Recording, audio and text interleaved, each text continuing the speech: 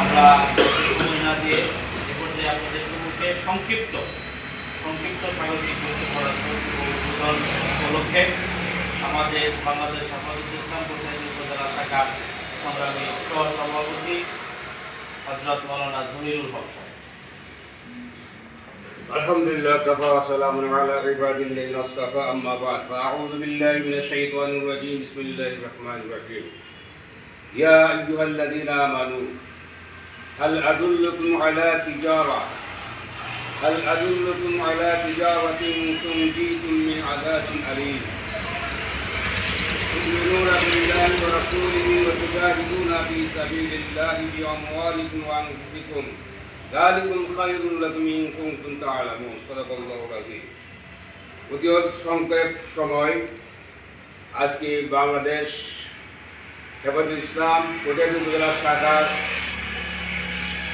অস্থায়ী অফিস শুভ উদ্বোধন উপলক্ষে উপস্থিত আছেন কোতোয়ালি উপজেলা আমিরে হেফাজত প্রখ্যাত আলেম দ্বীন সুদক্ষ হযরত মাওলানা মুফতি রশিদ আহমদ ওয়াহিদি সাহেব। উপস্থিত আছেন আমাদের হেফাজতে ইসলাম কোতোয়ালি উপজেলা শাখার সম্মানিত সাংগঠনিক সম্পাদক, অত্যন্ত সুদক্ষ এবং সুকৌশল অবলম্বনকারী হযরত মাওলানা তাবাজ্জুদ রাশিদি সাহেব সহ অত্র সংগঠনের এই সংগঠনের বিভিন্ন পর্যায়ের আমার প্রাণপ্রিয় নেতৃবৃন্দ।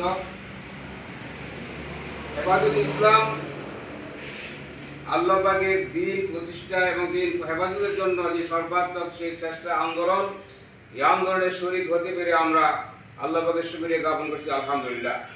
পাশাপাশি অতি সঙ্গে আমি কথা বলতে চাই, আজকে আমাদের নাম থাকলে চলবে না, আমাদের কর্মক্ষেত্রে সক্রিয় ভূমিকা জান মাল দিয়ে আমরা এই কাজের মধ্যে জড়িত হতে হবে এবং বাংলাদেশের এই হেফাজতের যে আমাদের 13 দফা দাবি সহ এলহামি সংগঠনের আমাদের আধ্যাত্মিক অভিভাবকবৃন্দ যখন যে সিদ্ধান্ত দিবেন সেই ব্যাপারে আমরা সক্রিয় ভূমিকা জান মাল দিয়ে ঝাঁপিয়ে পড়ব এবং অন্ততপক্ষে আমাদের আমির হেফাজতের নেতৃত্বে কোতোয়ালি হেফাজতের একটি ফলপ্রসূ সামাজিক কর্মকাণ্ডে এবং বিভিন্ন ইসলামী তাহিদ তামাদ্দুন প্রসারে আমরা ঐক্যবদ্ধভাবে কাজ করতে পারি।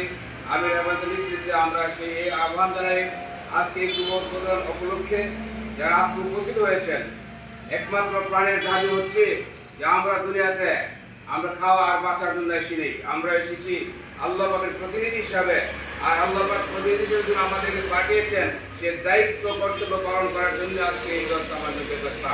এই ব্যবস্থায় যেন আমরা সক্রিয় ভূমিকা পালন করতে পারি।